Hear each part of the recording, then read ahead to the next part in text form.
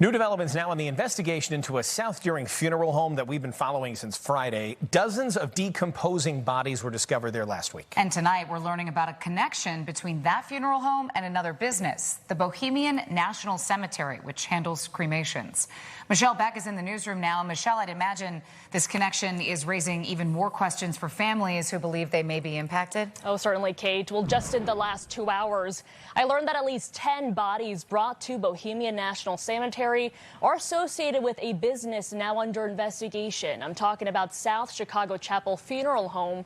Its director, Johanna Morgan, had her license suspended last week. She and her husband, Clark, have been associated with several funeral and cremation businesses in the Chicagoland area over the years.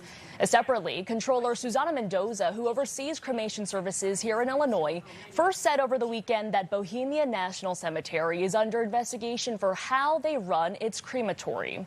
That was over equipment failures and human remains that were not kept at the right temperature before cremation. Mendoza wants to bring possible penalties, fines, or even a referral for a criminal investigation into Bohemian, which declined to speak with us today. Meanwhile, breaking down that involvement by the Morgans even further, Mendoza's office says 10 bodies taken to Bohemian National Cemetery were from South Chicago Chapel. 12 of them were from another site called Planet Green, the storefront for which is owned by the Morgans. In May, Planet Green was also stripped of its license, according to records from the Secretary of State's office.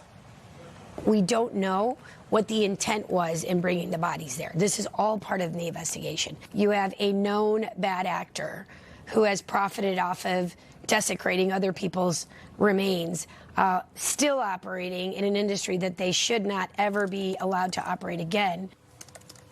I haven't heard back from the Morgans today, but as part of their record, Mendoza shut down last year yet another business they ran called Heights Crematory. That's where authorities found several improperly stored bodies and over 100 cremated remains. We should also note that Mendoza is running for Chicago mayor, but as part of those new details she shared with me this afternoon, most families have already retrieved the ashes from Bohemian. Now the 35th family, the very last one, is expected to retrieve them later today. Kate. All right, Michelle, we appreciate the update.